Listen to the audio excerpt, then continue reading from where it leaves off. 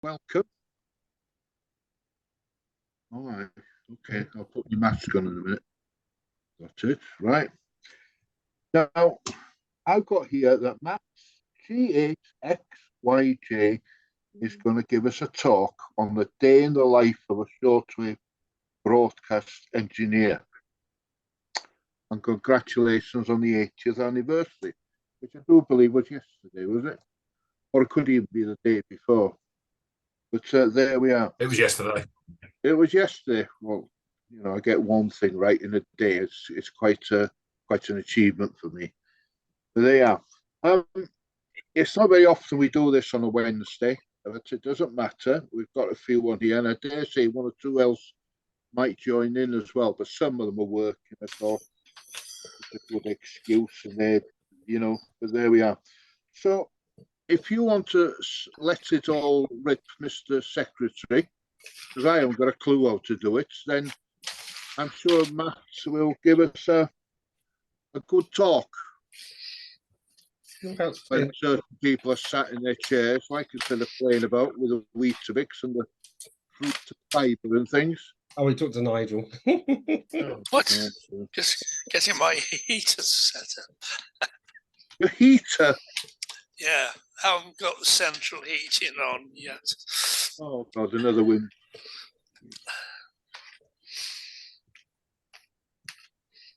Anyway, sharing's all enabled, Matt. So whenever you want to. Okay, yeah, no worries. I will share the screen. Share. Drop my email out of the way.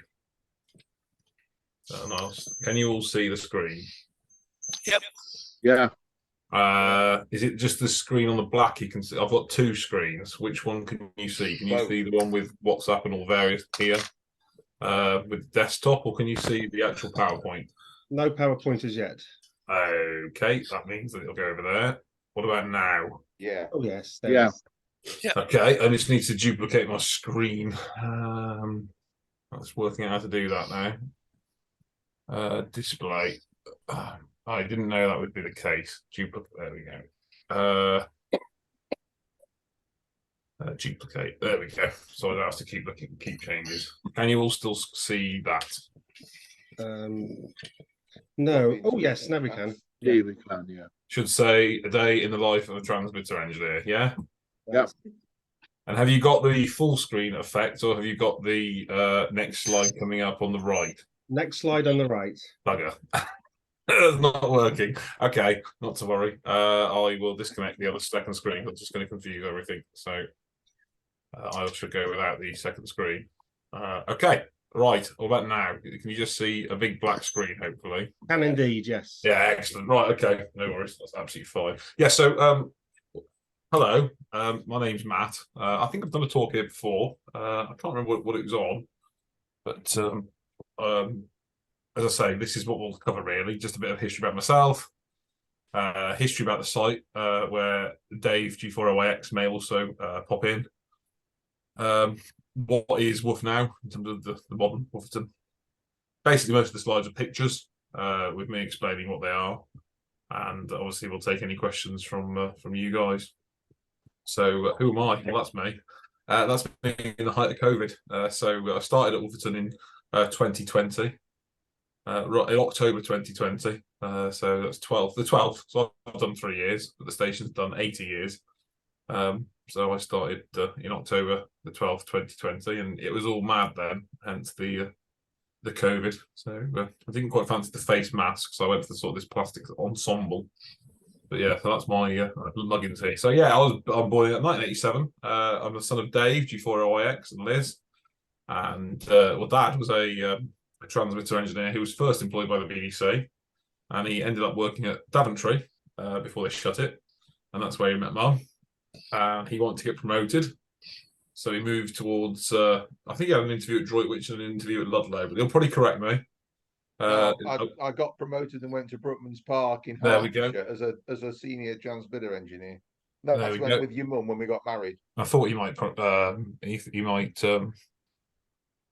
me, which is good.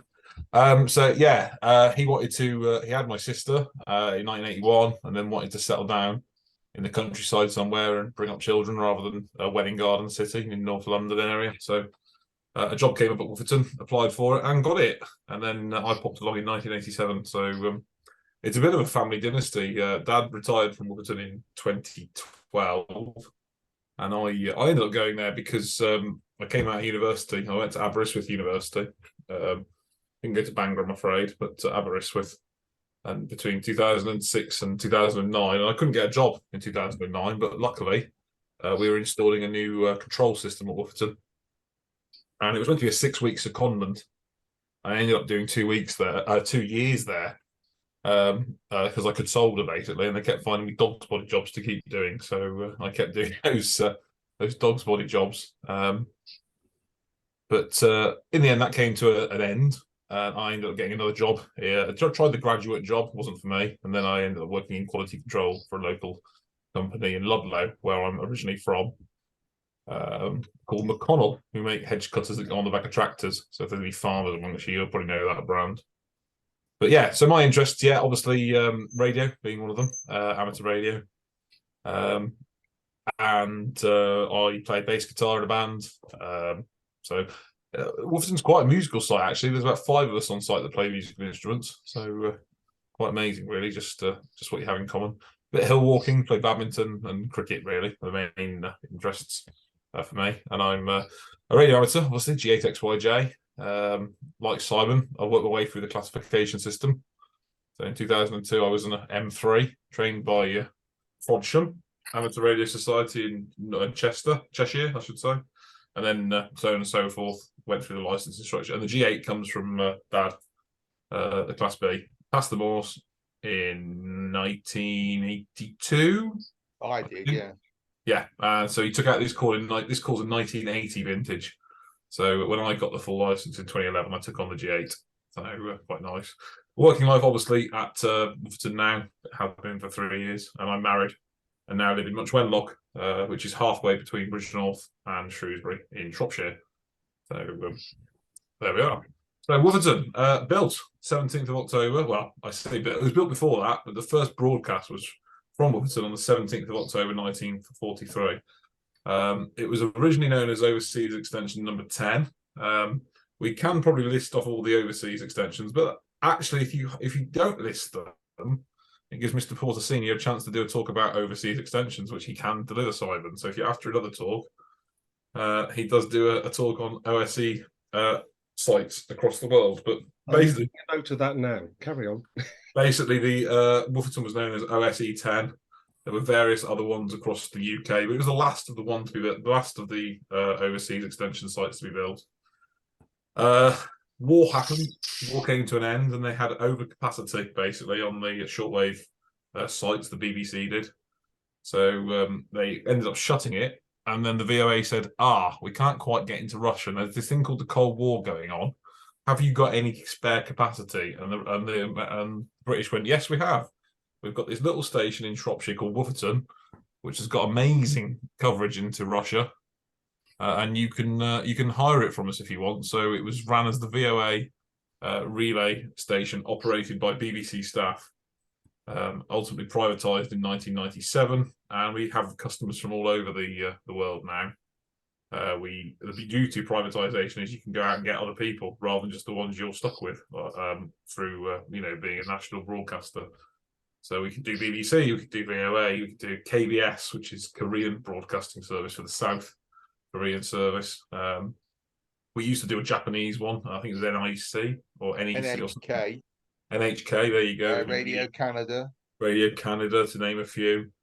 We've done stuff in Polski radio as well, the Polish version, Deutsche Welle, the German version of the national broadcaster. But we also do religious broadcasters, and we do some commercial as well. Non-religious, but just want to put stuff out on shortwave. Enthusiasts, yeah. The religious one, there are some funny ones. There's a company called World's Last Chance, who are a Christian group who predict the world's going to end. Their pledges, American-based, of course. They have people pledge and send them money, sell their house because the world's going to end. The world doesn't end, they're then homeless. But best of all, they also believe the world is flat. and yet they hire time on shortwave broadcasting, rather than just putting it out on VHF. So there we go. That's the joys of World's Last Chance. Quite an amusing listen anyway. But I shall move on. So here is some horrendous history, I should say. Sorry, here is a man in the centre here. Can you see him sat down here with me moving the mouse around? Can you see that? No? Okay, he's on the seated on the row. So one, two, front row, four from the left. That's Dave Porter on a class course. I don't know, what was that? Was that the class? I think it was a management course, actually, Matt, about 1988. So, and next to me on my left on the photo with the chap with the receding hair, that's Mike Salmon, who was always known as Mick the Fish. And he was at Emley Moor. Sorry, he was at Home Moss as a youngster and was sent across to Emley Moor. And at the same time he went there, the masts fell down and the whole service went off in 1969. And he had to ring up the boss at Moss and say, there's no services from Emley because there's no mast. And the bloke on shift didn't believe him until he looked at the screen. Yeah, I hasten to add that most of us engineers now don't look like this. This is the classic sort of 80s engineer. They all wear shirts and ties, whereas now we all just look like little oiks that go and get dirty and wear polo shirts and engineer, hard-wearing trousers and steel-toe cap boots. So it has changed dramatically. Yeah, so modern Wooferton. It is home to 10 shortwave senders. Not anymore, sadly. It's home to really 9. But sadly, one was ripped out, so one of them has been removed recently, but it is being replaced. So one of the transmitters from 1963 has been replaced. It is being replaced, I should say. We still have one transmitter from 1963. We have 4 from the 1979 to 1981 era. However, 3 have been mothballed. And probably certainly won't be coming back. So I would say now, realistically, at the moment at Wooferton, we're a 7-sender station. But realistically, more like a 6, because I suspect 4 will definitely not be used ever again. So that's my general feeling. But we're still fairly busy despite that. So there we are. There are 16 members of staff on site at Wooferton. And obviously shortwave is the primary focus of the company, but we do have satellite up and down linking on site, which of course we then use for streaming. We're a support service for Amazon, Disney, Amazon Prime sporting events. Sky Sports go through us as well. So if it all goes wrong with their own links, they can start using our links. So quite a lot to do. And the future, obviously, we're hoping that DRM takes off. We've had some good news in the fact that China, India, and Pakistan have all taken up DRM. DRM is Digital Radio Mondial. It is the DAB of shortwave and medium wave broadcasting. And thankfully, China have taken it up from their as their main digital format. So the chances are some receivers will be produced, which can and then be sold across the world. And hopefully that will increase some of the business that we can get. If you have a chance to ever listen to DRM on the Kiwi SDR network that's across the world, and you can find a DRM transmission that's going on, I highly recommend that. The quality over AM is far superior. But of course, you do need a bit more technology to receive it. So well worth a look. So this is the current staff. This was actually taken this time last year, and it hasn't fundamentally changed. All the same people are still there. I haven't updated the slides because I haven't been at work today. I've been so busy all day. I didn't update the slides, and I haven't seen the photos.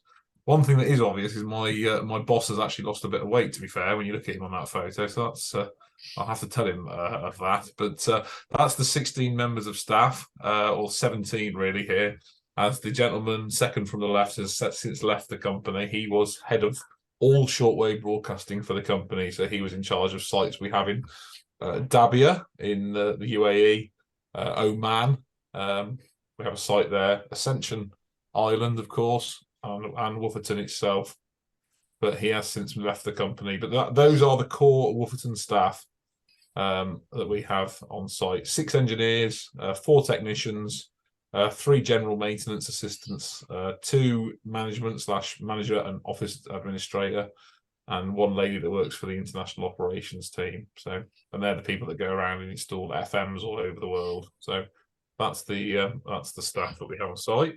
And that was the cake for last year. This is actually far more elaborate than the cake we had yesterday for the 80th, in my opinion. So the theme was satellite dishes for this one. So one of the wives of the engineers is rather talented at baking, and she produced that cake. So we do get some nice treats at Wooferton. We get cakes and occasionally bacon sandwiches and scones. So it's a very pleasant place to work. Occasionally we get released.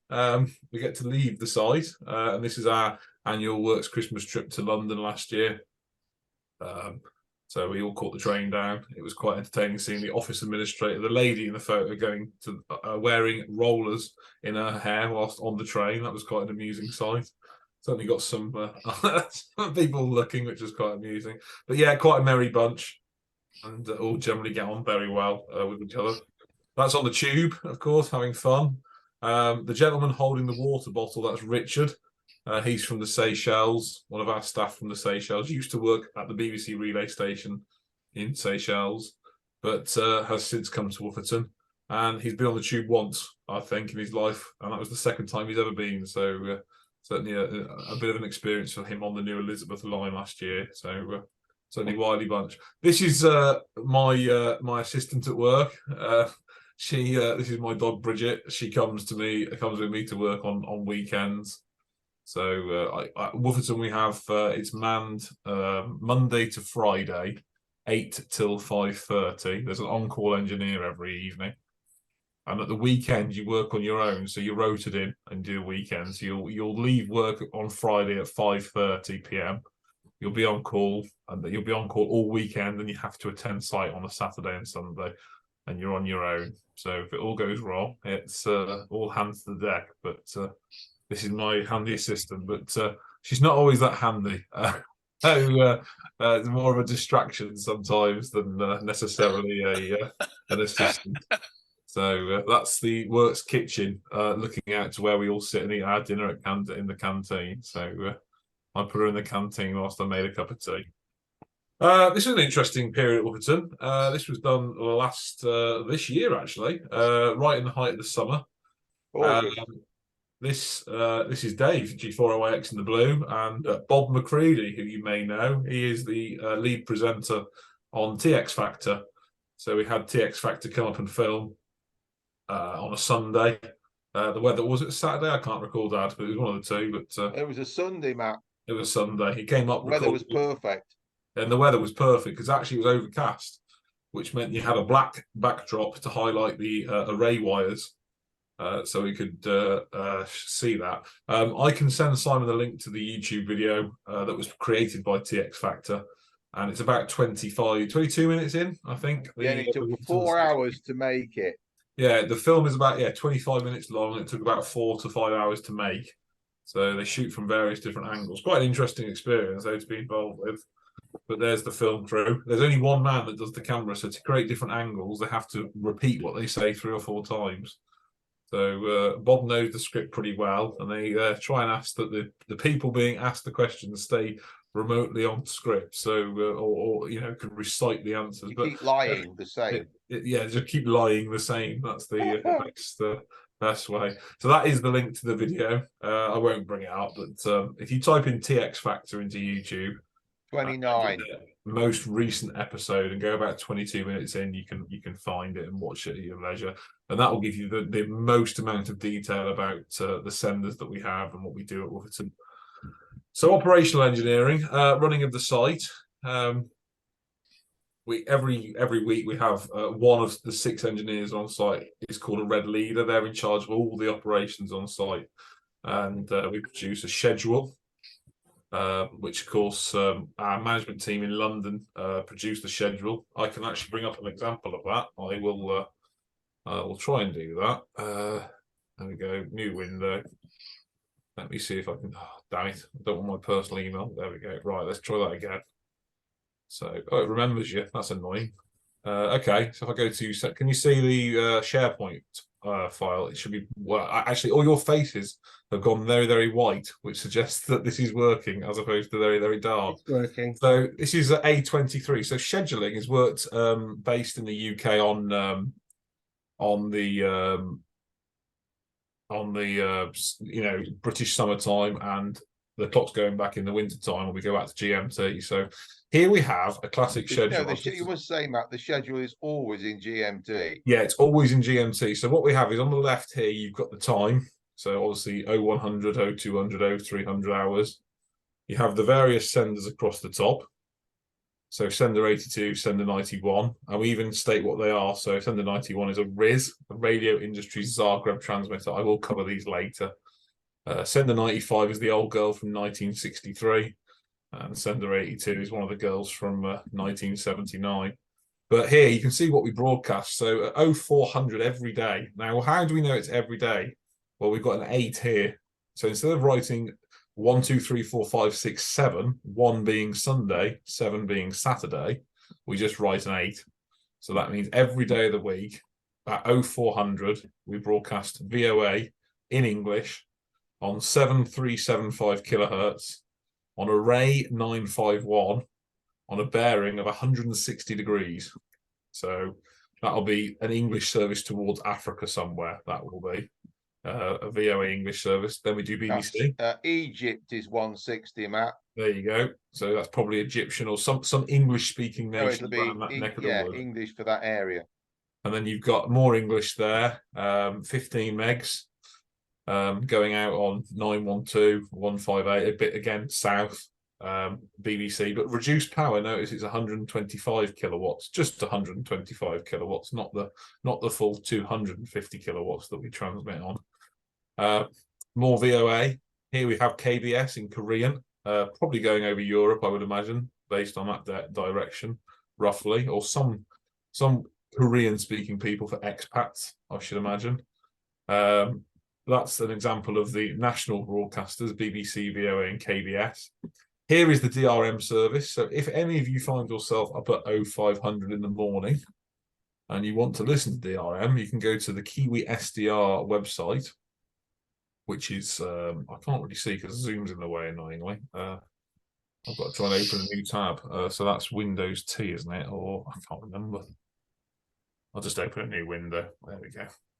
And if you type in Kiwi SDR and you go to the public ones here, this is quite an interesting website. I'm sure most of you have seen Kiwi SDR. But if it loads, you can click this map here and you can see if you can hear any of our transmissions. All these are receivers across the world that you can openly use. So, you know, we can click on that one and it brings up a page. I don't know if the audio comes through. It probably does. And you can tune them to anywhere you like. And if you click this button here, you can see DRM. If it's being broadcast, you can try and decode it and hear it. So well worth a play with the Kiwi SDR websites. But obviously the AM, you could type in our AM frequency and away you go. So if you haven't got the ability to receive at home, that's well worth a play. But various other broadcasters. Ibra is a religious broadcaster, mainly in Arabic to the Middle East. Zoom's in the way at the moment, so that's 17 megs on array 904, classic 102 into the Middle East. And then you'll notice that we've got actually our 80th special anniversary programs on here that we did yesterday, day 3 being a Tuesday. This is our longest broadcast of this schedule, which is A23, the summer schedule. This is so much higher.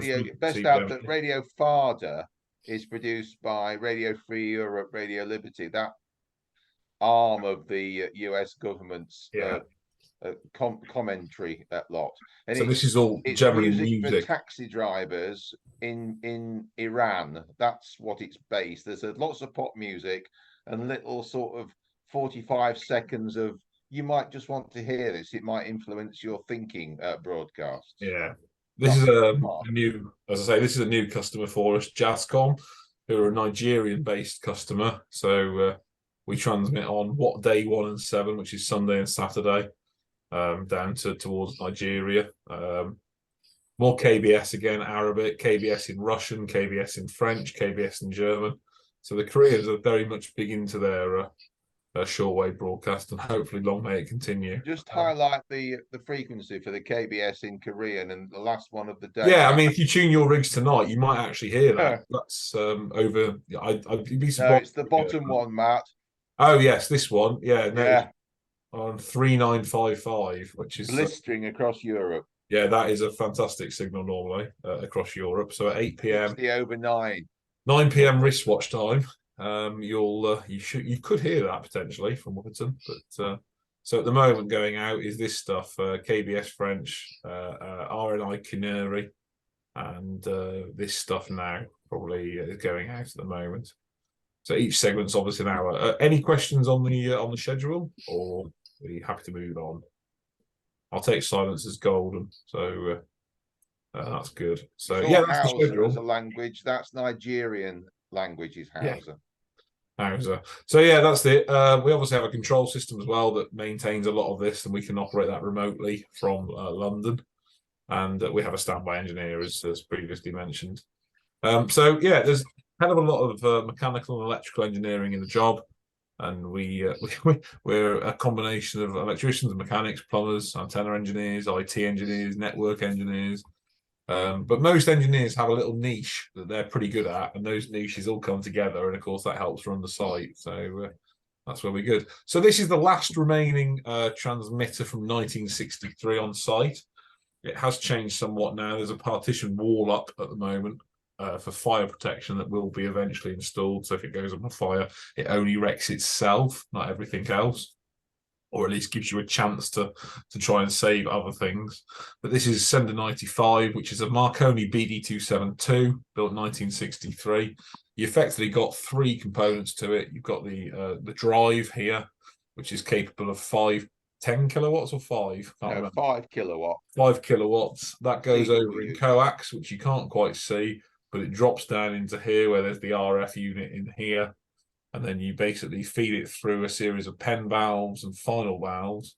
And then you've got the modulator here capable of 180,000 kilowatts of... no, that's too many.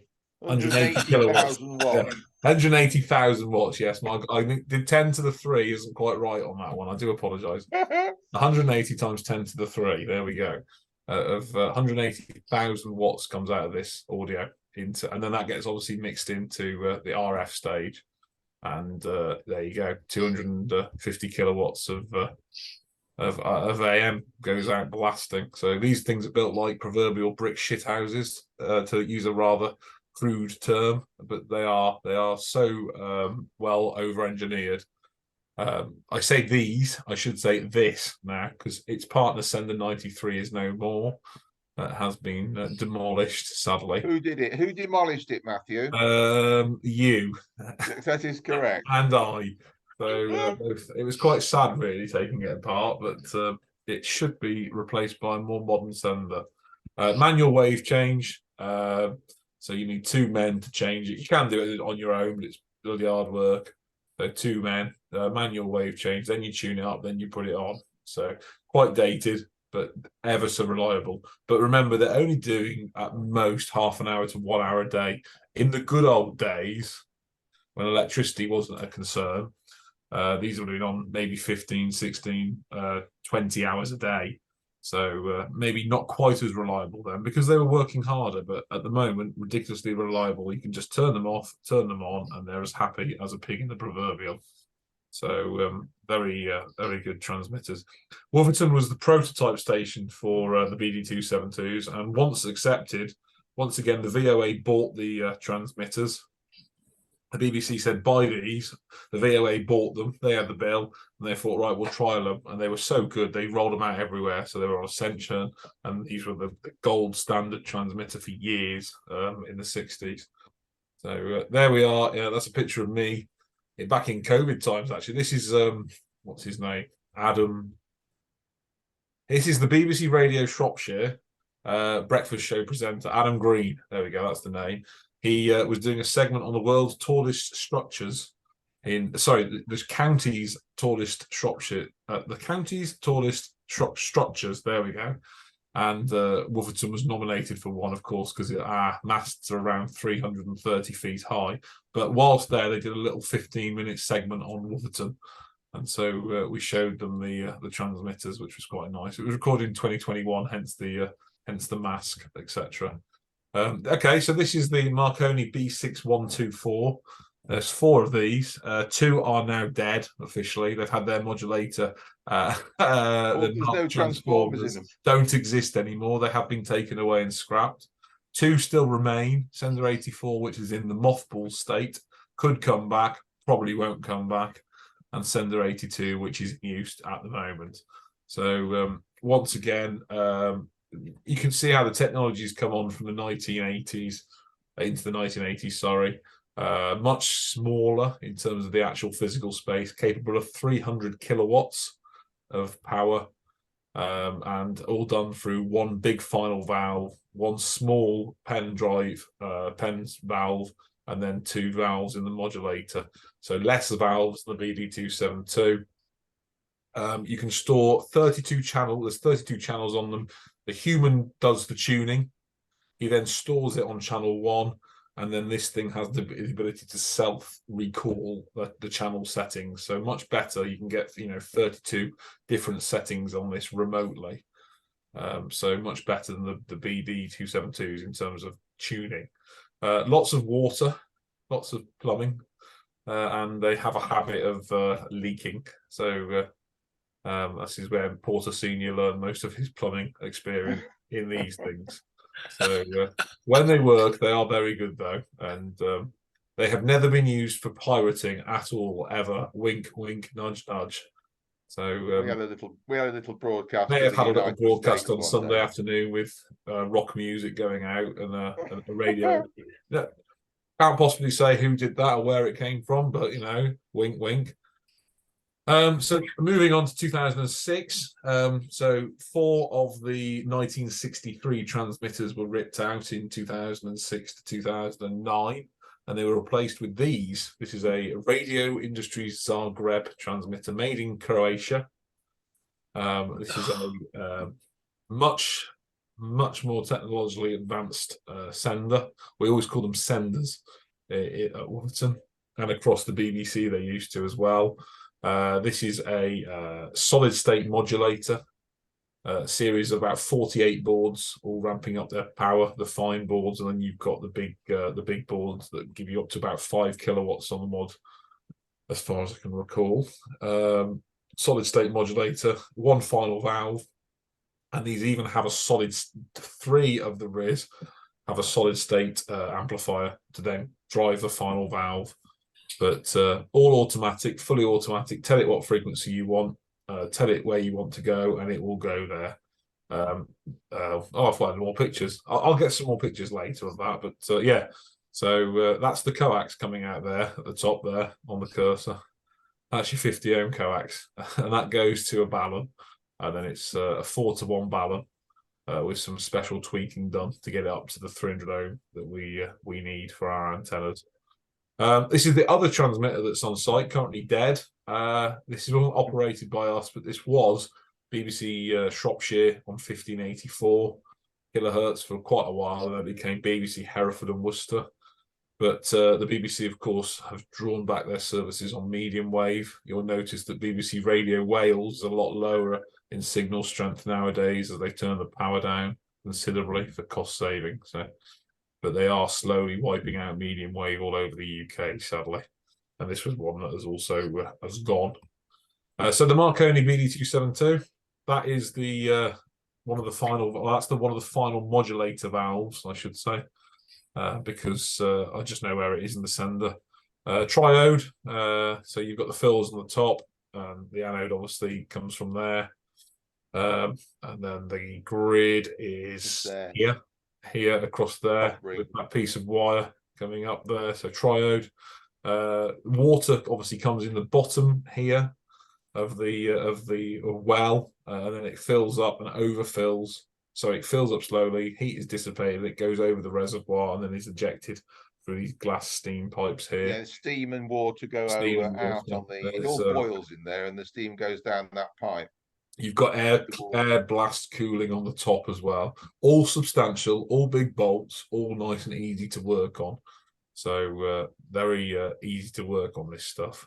What's the amperage on there? I think it's About 325 amps at 9 volts. Yeah, so that's your fills. 9 20 volts. kilowatts to light it up. It's when they're fully transmitting these senders, they'll be doing 250 kilowatts and they're drawing about 450 kilowatts from the grid. 450 kilowatt hours from the grid, effectively. So they're not cheap to run. About 39% efficient. That's the killer. So there we go. So yeah, there you go. I measured that. I think that was there we go.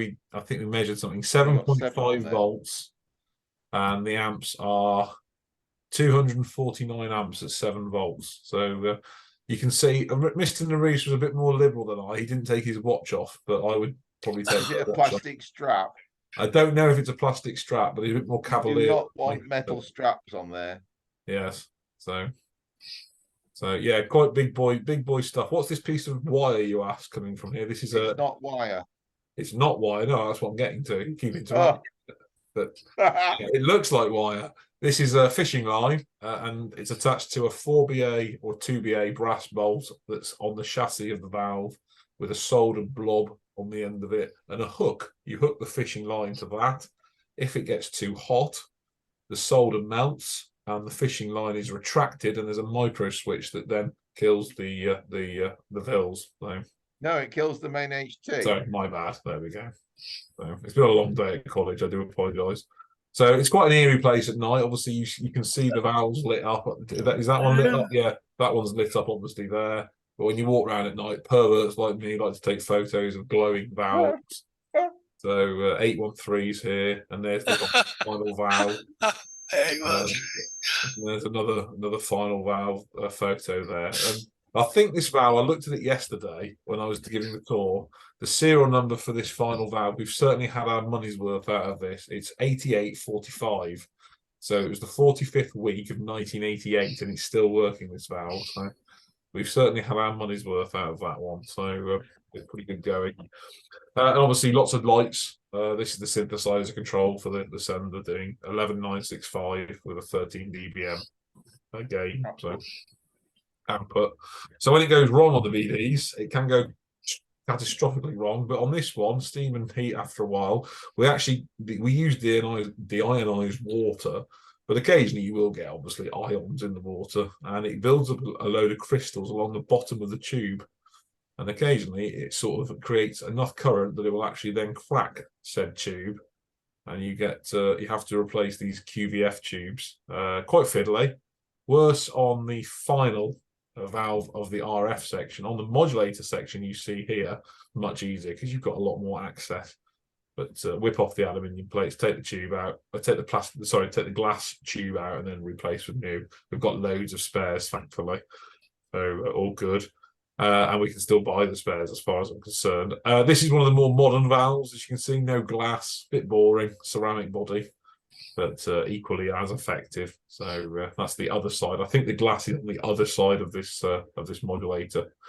We've got Pyrotenax chokes here. One of these burnt up. So it's a bit like coax, but it's got a weird sort of potted cement on the inside. But you can see this is a piece of PTFE. It's a bit dirty, this PTFE. We have cleaned it up, I think, after this. No, that's Ashland, Matt. It's like it's glass, synthetic resin, bonded glass. Yeah, there you go. So you don't want to file it. It's nasty little particles come off. So and you can see how this is actually melted, and you can see the debris that's been left on it. But you have to change the whole Pyrotenax choke. And they're surprisingly heavy, obviously. There's a lot of metal wound up, and you've got it all filled with this weird white cement stuff in the middle of it. So that's quite heavy to lift. So yeah, lots of different faults with those, but generally those are what I've had to work with. But I'm sure, obviously, Dad could tell you more, but we haven't got the photographs to do so. But they can go properly wrong, but because they're so simple in terms of compared to the more modern stuff, they are relatively easy to fix. And the engineers have been known to do bodges even to get them on. They just want to get on the air and get transmitting, and then they sort out the problem afterwards. So no doubt OYX has more stories on that. I dare say if he wants to share any. But cigarette packets in interlocks and relays to jam them in, etc., etc. I'm just conscious of time. I don't want to waffle on too much and bore you all. So this is our insider sender, one of the 1980s transmitters. So 81, 2, 3, and 4.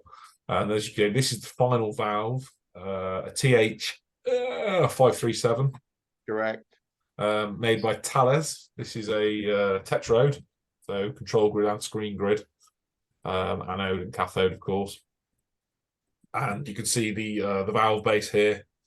Concentric rings going out. I think, if I recall right, this is Phil's dad. Yeah, Phil. Grid 1, grid 2. Grid 1, grid 2, and then obviously anode is across the top here. So, and it's picked up on this big aluminium plate and then goes down this capacitor. About 80,000 quid's worth. Yeah, that is £80,000 worth there. And this is made by the French. The Thales company. We can actually rebuild these by an American company. We know this is not a rebuild though, because it is the original green color by Thales. If it's a rebuild, they're sprayed blue by the company Econco, based in the US, that will rebuild them. But the rebuilds now are costing nearly as much as the brand new valves. So the general consensus is that we will just buy brand new if it ever goes wrong. But you use a crane here. There's a chassis built in, and you use a crane to lift it out, and you can lift it out and in. This is a regular job changing valves. Obviously, if they go soft or they need changing, you can see all the various copper pipes, opportunities for water to leak out if you wanted to, and obviously you can see the big boy capacitors made by Comet in Switzerland that will need changing vacuum caps. That often need changing, so lots of things we have to do. Why is there lots of paper towel? If any water gets out of here, so these are hypervaporon cooling. I think that's Yeah. So mainly steam cool, hypervaporon. If any water gets out, it will actually, it's an absolute sod to get this thing dry, the deck. So That's the screen grid bypass. Yeah. Decoupling capacitor. But the worst thing you want to do is get that wet, because it takes ages to dry out. So we always make sure that's well protected before we lift any valves. But yeah, all good. I've got my hand there on a capacitor. I think Richard's got his hand on one of the neutralizing capacitors as well. So lots of bits and bobs in that one. But when it comes out, that's what it looks like. So there's the crane chassis. And look, it's brand new. Look at the difference between the dirty old one that's coming out, that's been in there for a few years, and the brand new one. Look how nice and clean it all is. Lovely. That's a brand new 537 going in. About £80,000 worth there, so don't drop them. It's not that you really don't want to drop those. Transported around on trolleys, yeah, there you go. And what's inside the RIS 250s and the RIS 500? Once again, Radio Industries Zagreb, and that is the inside of their valve component. So what is this? This is a 250 kilowatt RIS. You've got the SSA here, absolute pig. This is the worst job on the whole site. If one of the 8 boards breaks in there, solid state boards, one of those breaks, they're the sods. It's 5 700 watt boards that you will add up together to get you roughly 5 kilowatts out. Sorry, that's not wrong. Yeah, 8 700 kilowatt boards. No, 8 700 watt boards. So 8 700 watt boards. Yeah, I've been on a long day. That get you somewhere near 5 kilowatts basically output.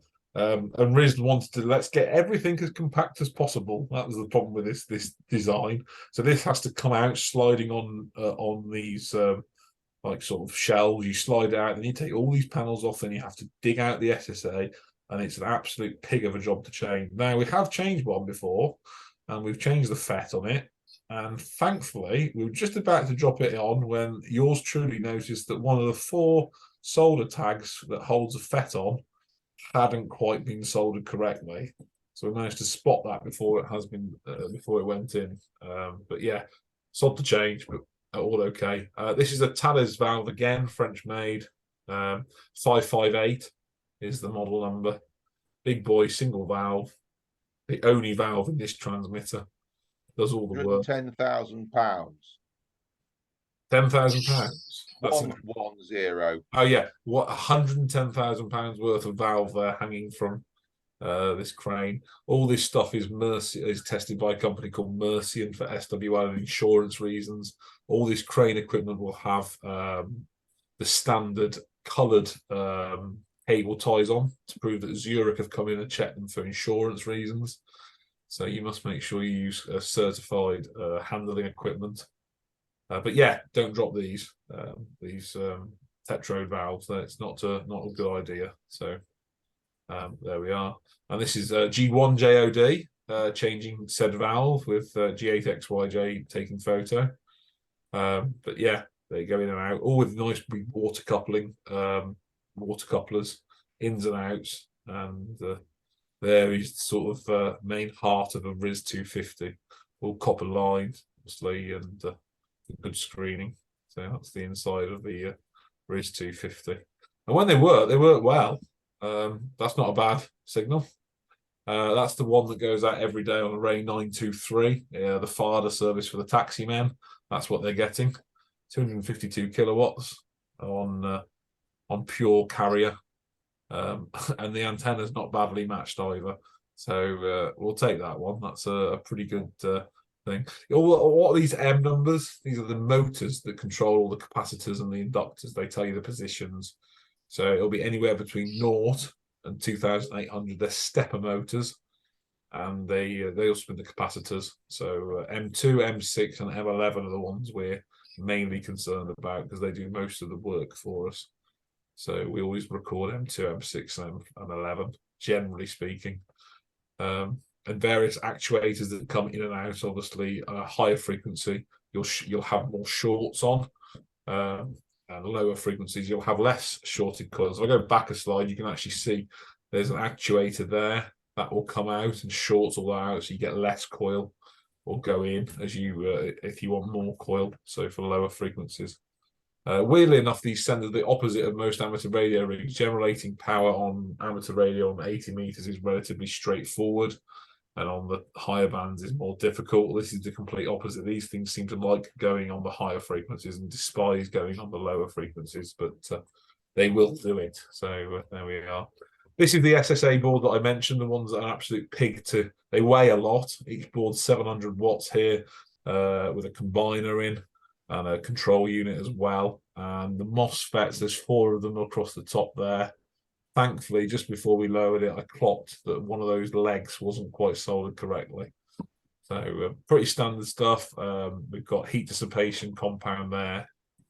You've got cleaner, and degreaser. Degreaser, amber sol it's known as, and all leaded solder as well. None of this unleaded nonsense.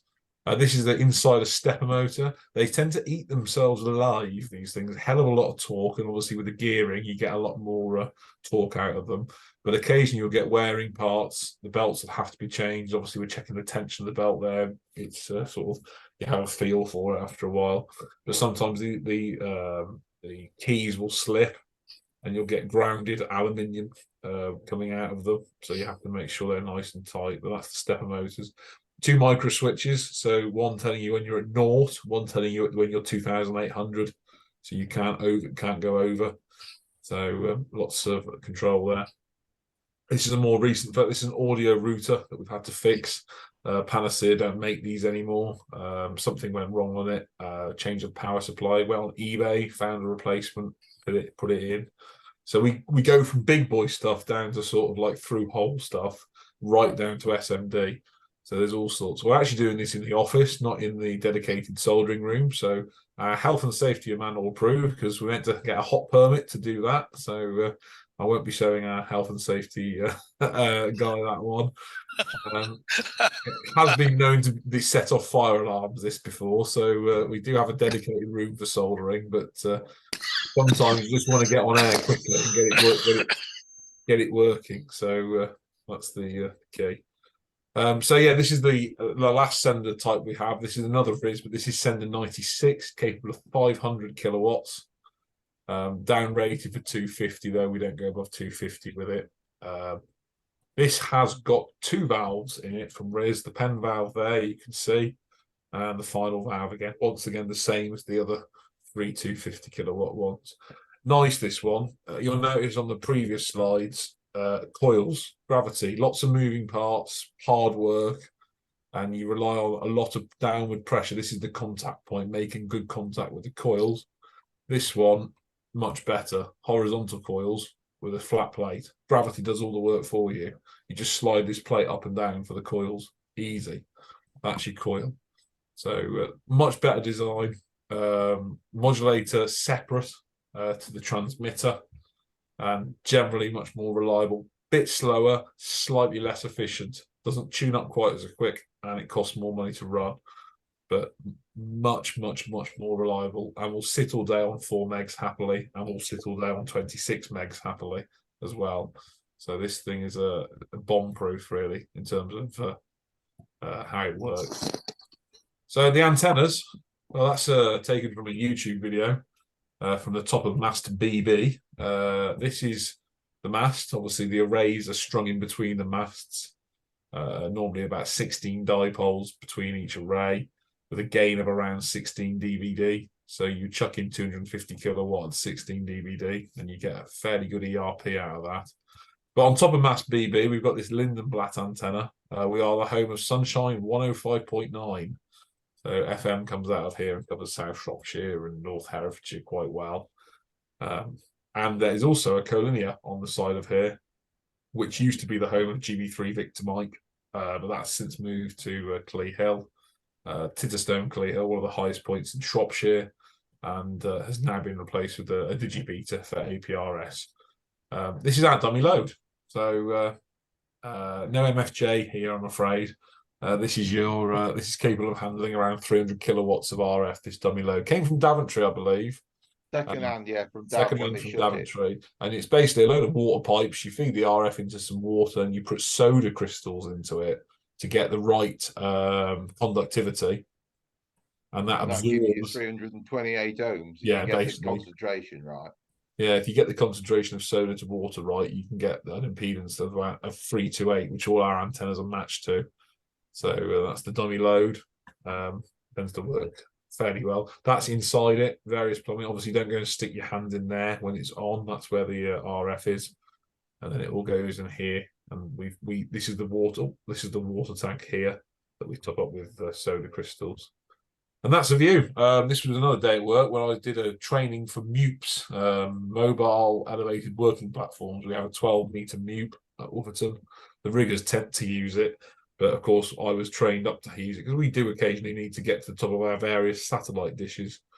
And this is just a lovely shot. So this is Clee Hill in the background, Titterstone Clee Hill, 530 odd meters above sea level.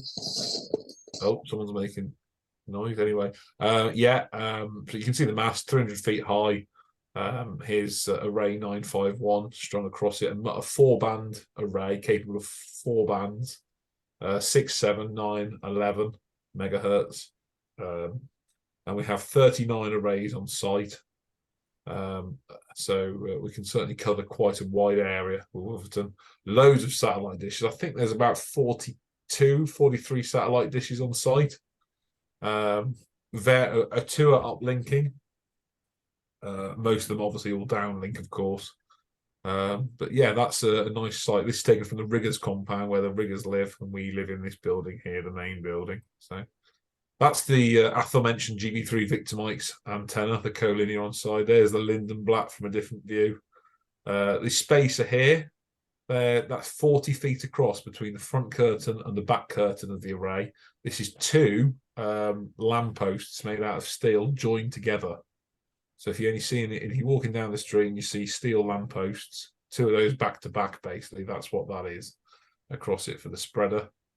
And here are 2 men in a basket. I don't know if I can zoom in, but there's 2 men there in a basket. Every 5 to 10 years, I think it's 5 to 10 years, it's on a rolling regime. We have a team of mast stay greasers.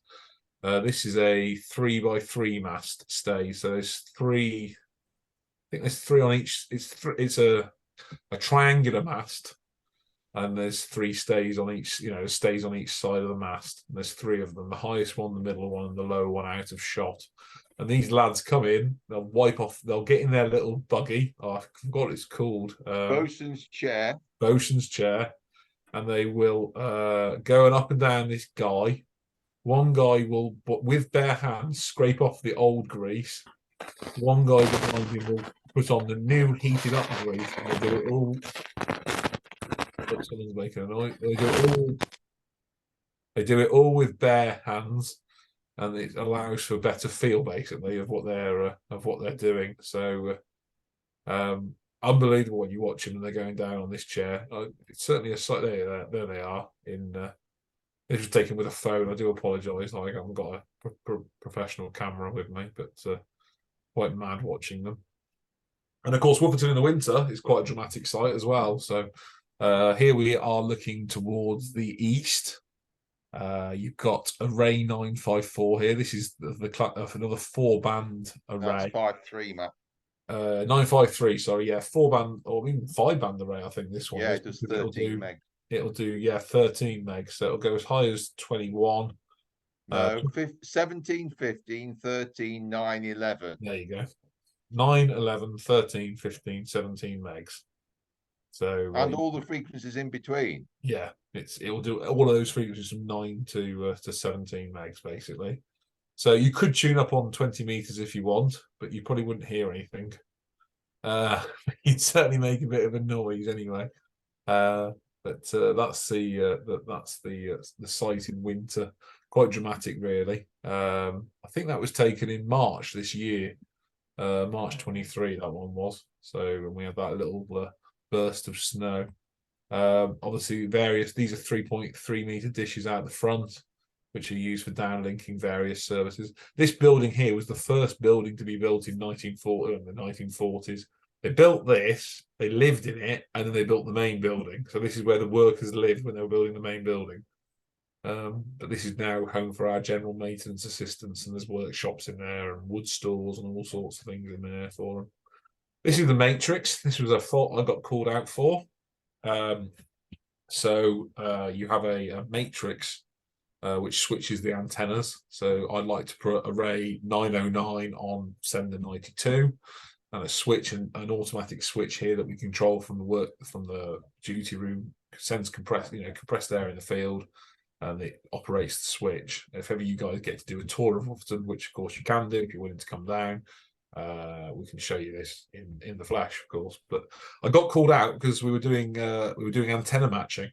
So you clip on and you basically disconnect the antenna. This is the feed for the antenna, copper pipe, 1-inch copper pipe.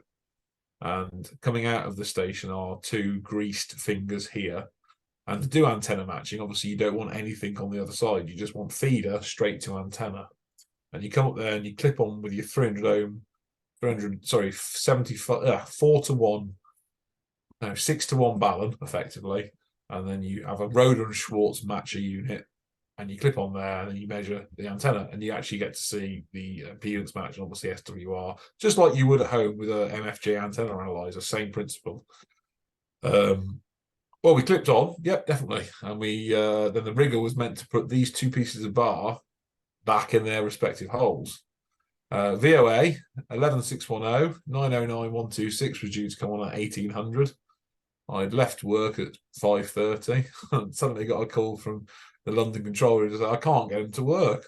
So I went in, checked it. I couldn't get them to work either. Tried them on different senders, still didn't work. Thankfully, was able to find an alternative array that would cover the area we were after and managed to get on air.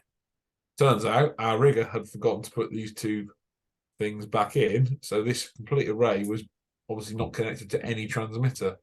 So, yeah, lost service. Not good.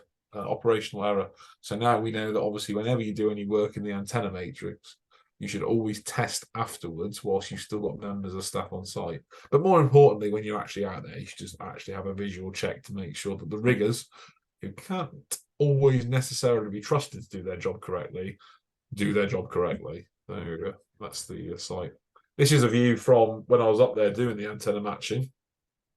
So we don't have 300 ohm ladder feeder, but it's 328 ohm, and this is the original sort of feeder they would have had.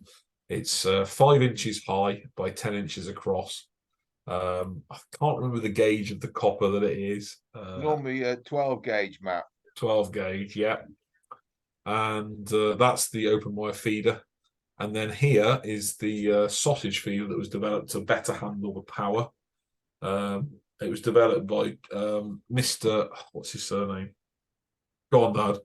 Giles Oh, Herbert's his son, yes. who you'll know as the RSGB rep for round here. Giles Herbert's his son. He was Alan Herbert developed it at Rampersham, knocked some nails into the bench at Ramp and ran some 12 thin wire round, made that feeder, then measured it to find out what he'd need it in width and whatever diameter to get 328. Then they went out and made it properly in big stuff, and it worked. And It worked a treat. that's how they went upgraded from 100 kilowatts to Which is 250 kilowatts. So quite nice stuff, and used pretty much everywhere on site, really. This is me in the summer this year erecting a dish. So this is this used to have the home of BBC Hereford and Worcester used to use this with their own satellite dish, run by Arkiva. So Arkiva used to rent the space from us. They would downlink the feeds from satellite and then broadcast on medium wave. But of course, medium wave was switched off, so the dish was redundant. So they removed the dish and left us with just an empty concrete slab. So we've had a play. So we installed the King Post on. That's one of my jobs. I've got into satellite building. And getting that straight is an absolute sod. You've got eight big bolts down there that you've all got to get level with various nuts to balance it. And then, of course, you've got the drive here that's does the as and the L. And then here's the dish being built. I was actually underneath this, and I managed to crawl into an ant's nest to hold. I was holding the bolts from one side, and John was tightening the nuts up from the other side. And obviously, to create pressure, you need someone to provide some resistance. Well, I was that person underneath this dish in the heat of June. I think it was June. It's actually warm in the UK, and we built this dish. But yeah, I did walk into an ant's nest, and it all flared up for a few days. So that was delightful. But when it's erected, it was quite good fun. So it's up and running, and seems to be working quite well at the moment. And then we run all these nice coax, which is LMR 400. If you're in the market for any decent coax, I can highly recommend this stuff. However, there's a great website, a company called CCS, based out of Essex, make a copy of LMR 400 for a fraction of the price. So the Times Microwave stuff is ridiculous. But LLA 400 is exactly the same spec and costs a fraction of the price. So that's what we use, LLA 400, which is Essex's version of LMR 400. But that's all on there. 2 LMBs. This is for KU band. So, well, K band is what the Americans would call it. That's anywhere around 11 to 12 gigs. And there's KU, which is K upper, and there's KL, which is lower. KA and KU, sorry. So KU is K underneath, and KA is K above. KA is 20 gigs. KU is around 12 gigahertz, but this is KU that we use. I like this photo and I hate this photo at the same time, because it's lovely. We've got these posh LMBs on there, which are designed at 75 ohm. And my boss, who's the king of the satellites for the whole of the BBC, says, oh, don't worry about that. Just put some F-type to N-type adapters on. So I like the fact we use N-types, but the fact we've had to convert them from F-types, there's a lot of strain on that connector. I never quite like it, really. So, but you just do as you're told, don't you? So yeah, that's what you want. That's what we do. But I was trying to be artistic with the photos, as you can see, a nice coax loop here, and get a little 430 meg nested dipole photo. But then I thought, oh, that's a better photo with the mast in between the coaxes. So I took an artistic photo just because I could. And that's one of the other dishes we did a lot of work on. This is a C-band dish, which is about 3 to 4 gigs. This is your stuff 5G will be on, 3 or 4 gigs. So this is what when everyone talks about 5G. I stood in front of this and got COVID. So clearly it's definitely the case that 5G causes COVID. Or at least the conspiracy theorists would have you believe that, which is all a load of tosh, but we all know that. But yeah, that was one that we had to put all the coax on. Note how much bigger the LMBs are for C-band, obviously 3 and 4 gigs as opposed to 12 gigahertz. And you have left-hand and right-hand circular polarity. You don't have the vertical high, vertical low, horizontal high, and horizontal low that you get on Okay, less versatile, but much better for signal because 3 and 4 gigs travels better than 12 gigs in satcoms. So we do a lot on satcoms. And it's quite nice. You get these artistic shots at night again, moon highlighted in the background, sort of cirrusy type clouds, but probably too low for cirrus. And then obviously this is our uplink site. We purchased this. We rented the space out to a guy called Fred, and he ran it for 30 odd years. He sold the business, but he sold it to us for an absolute bargain. So we bought it, and now we uplink. There's 7 satellite dishes in there, 2 of which are uplinking, and they carry all our programs for Ascension Island, the Middle East as well. So we're no longer having to go through a third party for our own programs. Our programs get sent to us via IP, internet, and we blurt them out on satellite for people to downlink. And this is our most recent edition. This is dish X7. So this is a new dish that we have on site. We have a contract with a company called DAZN, who are what Netflix are for films, they are for sport. They want to be the Netflix of sport, DAZN. Boxing is their main brand of sport that they do, but they downlink to us and then we redistribute on the internet. But it's quite nice. You've got the old oak trees in the back, and you've got Array 951 here. That's the 67911 megahertz array,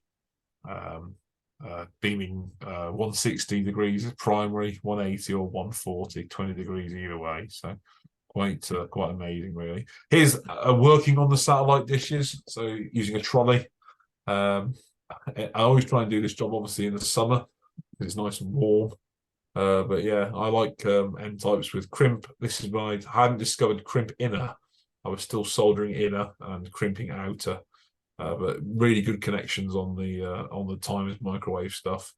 It's all made a lot easier by this tool. This is a coax stripping tool. So if you ever have any problems fitting connectors, I can highly recommend the coax stripping tools. And obviously crimp tools here and internet here, just telling us what to do and where. This is wiring in bays. This is what else we get up to. So this is running LMR 195, which is the LMR equivalent of RG58, basically. Lots of various BNCs and N types. Anyone that follows me on Twitter will know how much I despise SO239s and PL259s. There's not one in sight in the professional industry. You do not see them. They don't exist. So if it's generally, if you want to have good RF connections, do what the professionals do, and they will run N type and BNC. I will open myself up for abuse on that one, but it's all BNC, SMA, and N type in the professional industry. We also do a lot of audio wiring with Chrome blocks, as you can see. So Chrome block, great for just a quick connection, but sometimes quickies last for years, and it just works on insulation displacement. So you just sort of stuff the wire into that little copper contact in there, and obviously it just breaks the insulation enough that you get the copper contact. Common in phone exchanges, of course, that's the main place Chrome blocks are used. This is the front of the panel. I had to terminate all these. That was quite a laborious job. It got a bit boring towards the end. I think there's 36 coaxes there, so both ends, 72 N types I ended up putting on. So I got the hang of it after about 3, and you get progressively quicker. More N types here, patch panels with various splitters for satellites. That's the reverse side of them. Single input, 4 output, single in, 4 out, and then you can obviously split the RF feed various ways. So that's the joys of coax. And there they are in their full details. Lovely connector these things are there. Times microwave, £6 a pop. From the Americans, they cost £6. A soldered inner, crimp out, crimp outer, and then they supply you with a little sleeve of glue-lined heat shrink that you just put over the top. Can't recommend them enough. They're brilliant, honestly. £6, yes, expensive, but they are the dog's doodads. They really do. They do make an excellent connection. This is the back of the ETL matrix. ETL, weirdly enough, there's a lot of RF that goes on in Shropshire and Herefordshire. A company called ETL. Next to BT Madley. So BT Madley, their main downlinking site for satellite and uplinking site. You know, they've got Sky and BBC going out of there. You know, your FreeSat comes out of BT Madley. But next door is a company called ETL that make a load of satellite equipment. This is a switching matrix. So you've got 64 inputs and 64 outputs. So you can put 60, you can put dish 1 and link it to output 70, output, 45 or output 43. Have a bit of kit, bloody expensive, 60 grand's worth here. So it's a lot of investment on satellites recently. I'm also involved with COSH as well. Health and safety in COSH is another thing that I get involved with.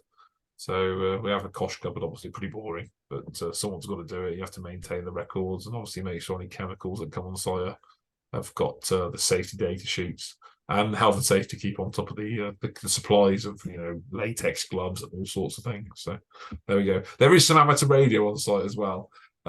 This is the APRS system that we have on site.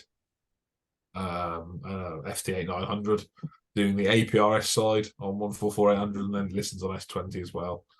But it's very rare we get time to play on the radio, but we have got a call sign for the station. It's M0 Whiskey Oscar Fox, Mike 0 Whiskey Oscar Fox. That's our club call for the Wooferton Amateur Radio Group, or Wooferton Aerial Group, I think it was known as officially, but there's 5 of us that are licensed on site, 6 when Dad's on site working, so quite a few radio amateurs. You might have worked a few on SOTA, Gillian, M0 OVW, who gets in Wales occasionally, so you may have worked on SOTA. She's fairly avid at the moment on it, so lots of radio amateurs on site. And we ran last year October for the 100 years of the BBC. We were granted a slot on the GB100 BBC schedule, so every lunchtime I went out for a week and did GB100 BBC from Wooferton using a 40-metre dipole and the 7300. And it worked actually surprisingly well. I wasn't expecting to hear anything because we've got so much electric around us, but it was quite good, really. Managed to work fairly far afield. And I think we did about 300 QSOs throughout the week, which was nice for GB100 BBC. So a nice call sign that. And that's the antenna, our epoxy little. It looks so tiny in comparison to what else is on site, but just those German poles that you can buy from a radio rally, those ex-military German poles. Made out of some sort of green carbon composite, and then just a 40-metre inverted V, but worked really well. So quite a pleasing success. So I think, gentlemen, that is the end of the presentation. I do apologise if I've waffled on. What is it? 21:12, a bit quicker than last time. So hopefully I haven't bored you all. I'll stop the share unless anyone obviously wants to see any more photos. But there we go. Thanks, Matthew. One thing you touched upon last time, and that was the various coils that go into the old Marconi sender units. Oh yes, pull out and push in, and there was a particular company that had made them for Marconi. I'll let Senior Porter talk. Yeah, I always like this one.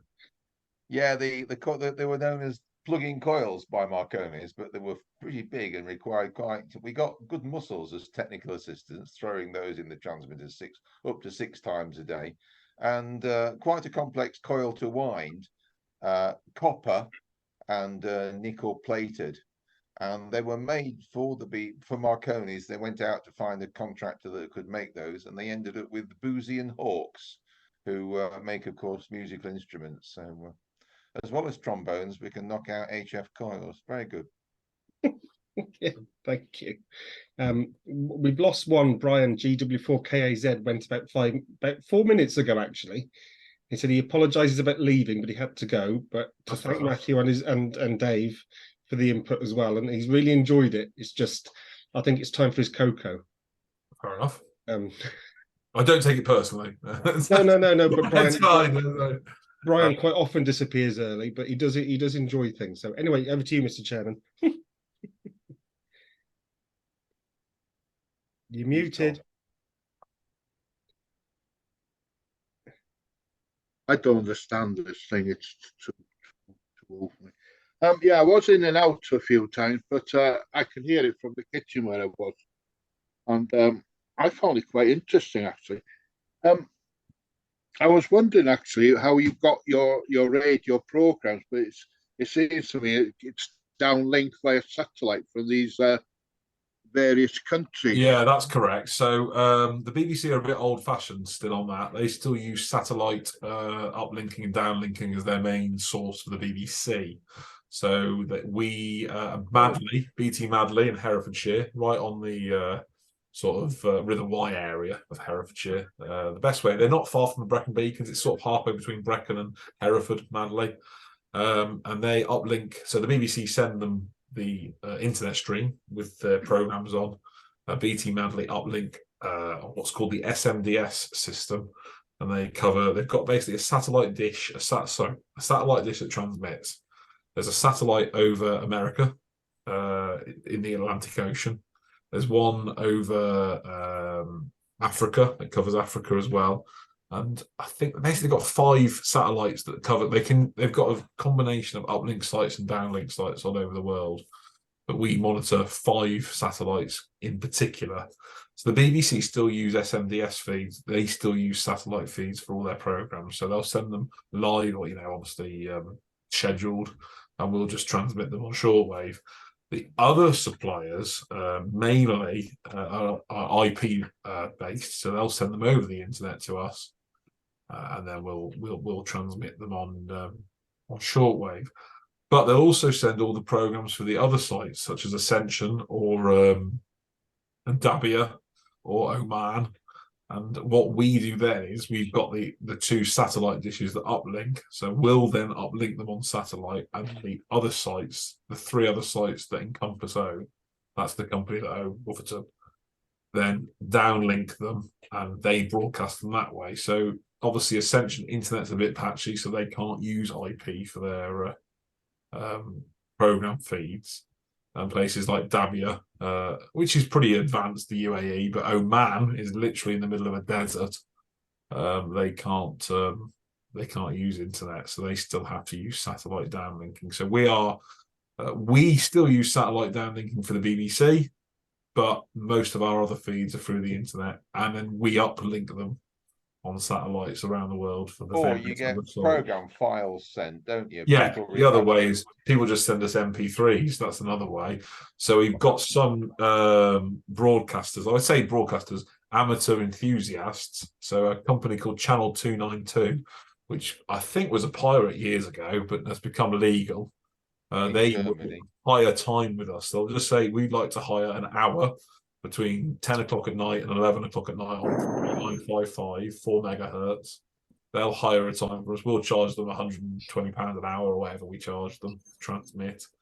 And they'll just send it as an MP3, and we'll load it into the control system, and that'll just get blurted out as an MP3 for an hour. So, or a WAV file or whatever the file is, a generic audio file. So yeah, you can do it that way as well. So if Dragon ARC want to broadcast and have I don't know, you guys want to say something and tell the world how amazing your club is, you can hire us for £120 an hour and send us the MP3, and we'll chuck you out. No problems. You get all over Europe if you want to, or over to America. Doing the 80-meter contest with it actually be quite fun, wouldn't it? You wouldn't hear any problems. You don't hear anyone coming back to you. It's just you in alligator mode, big mouth, small ears. It's transmit only on these things. There's no transceive. So. You can't receive on the HF antennas because of all the grease that's in the switch stations on the contacts. You're as deaf as deaf on receive. As enthusiastic amateurs, we've tried it, but we cannot get it to work. And to transmit, you need at least 2 or 3 kilowatts to go past all that muck. Terrible. Yeah. Waste of time. Yeah, it's rubbish for amateur radio. The only way to do it would be at the bottom of the antenna. I stood underneath it, I think, and clip directly. Grab a set of dipoles almost. Yeah, just get on the feeder. Just get onto the groundworks. That's the only way I think you can do it. So. Any other questions, guys? Because it was But Nigel was going to say something. No, I'm going to have to go, I'm afraid. Very interesting talk, Mark. Very interesting. No, you're welcome. I'm glad you enjoyed it. So. Quite interesting. I was also Marconi engineer at one time. Yeah. Okay. No worries. 7-3. See you, Nigel. What's the future of that radio station? It is a worry. Obviously, shortwave is old technology, but when you think about the current escalations that are going on in the world, obviously Israel, Syria, Russia, and what's the one in Africa? Sudan. That's the one. You know, our colleagues in Abu Dhabi have been broadcasting programs to those parts of the world. We haven't, but they have been. So, you know, war is great for business. I hate to say it, but war is good for business on shortwave because, you know, crisis-driven radio was dictatorships obviously can cancel. You know, Russia, he can just turn off anything he likes, internet, state media. Whereas, you know, you can get this in from outside. You know, it's completely a neutral news from a neutral country into a you know, a potential zone where you're trying to get propaganda, and ultimately that's what it was built for. Was the Americans wanted to get Russian propaganda, you know, propaganda to the Russians basically. So that's what Wooferton was primarily doing. The future does look good though. Obviously, with as I mentioned, DRM, the digital radio, the DAB of shortwave, and the fact that China, Pakistan, and India have all taken that as their main digital format, means that receivers will start being produced because obviously people want to produce it. The BBC is somewhat narrow-minded on shortwave. They don't think people are still listening, but we've been told that there's about 25 to 30 million listeners in Africa still relying on shortwave radio. One of the most popular ones we do is a Saturday afternoon when they put out what you hear on BBC 5 Live, you know, the football commentary, or they put that out on shortwave. And Africans love listening to the Premier League, you know, the English Premier League, and they love listening to that. So football specials are one of our most important broadcasts. The listenership's huge on it. Yeah, it's good. BBC are quite narrow-minded. You know, if you listen on BBC Radio 2 or Radio 4, they'll say, listen again now on the Sounds app, or say to Alexa, play blah, blah, blah. You know, there's no mention of radio anymore in the UK, and that's not the case. We don't need the radio, really, in the UK. Us enthusiasts will always obviously want the radio, but most people aren't listening on it. You know, that is the sad fact. But shortwave in lesser parts of the world is still very, very vital. And of course, we got our digital strategy wrong in the UK with DAB. You know, we've had to put all these transmit sites up on hills doing 220 megahertz VHF. And you guys live in a hilly part of the world. You know how crap DAB is driving around the hills. It's rubbish. You know, myself included, even in Shropshire, we're fairly close to Birmingham. We've got fairly big high hills here, but even DAB around here is patchy in places. But medium wave is solid. You know, you listen to long wave 198, or in your case BBC Radio Wales on 880 kilohertz or whatever it is. I can't remember what the frequency. That's gone now. I don't think it's gone. I think it's gone down. It's out of Washford at 12 kilowatts. Yeah, right, 12 kilowatts when it was 50 or 100 before. That's why you can't receive it in Anglesey at the moment. But that's poor. But you can drive through those hills and those valleys of Wales, and you can get that medium wave signal, but you can't get VHF. And what we should have done in this country was actually go for DRM ourselves, and then you could have transmitted all those digital programs like Virgin Radio, Radio X, I don't know, Virgin 80s, Virgin 80s, Greatest Hits Radio. All this thing could have been done from about 3 or 4 transmitter sites in the UK, Droitwich being a prime example, Washford being another one. You could have put it all out on medium wave and it would have percolated all through the hills lovely, but the government didn't do that. They went for DAB instead. So it's rather poor, really. But yeah, DRM, hopefully that takes off in China, India and Pakistan, and we have a market for it. So do you ever use it for military purposes? Pardon? Do you ever use Wooferton for military purposes? Not that I know of. Have you ever heard of anything, Dad? No, never done that one. Skelton was used in the war, Aussie 8 and 9, up in Cumberland for passing messages to the resistance in the Low Countries and France, etc. But Skelton at one time was also, up until very recently, was also still doing HF broadcasting. It was part of our company. They sold that off though. But at the same time, they were doing VLF. There's a 1,000-foot mast in near Penrith. And that's where Skelton is, near Penrith, that does VLF for submarines. So it was a site that did not only shortwave broadcasting, but programs, but it also did VLF. So Yeah, the company that used to own Wooferton, a company called Babcock, have lots of military contracts, and our riggers work for Babcock. They don't work for us. We hire them effectively, and they go and service. They call it Special Site 1 and Special Site 2. Special Site 1 is somewhere near Scarborough, I think. I can't possibly think who the customer is near Scarborough. And Special Site 2 might be near Cheltenham, but I can't possibly think who that customer is either in Cheltenham or Scarborough.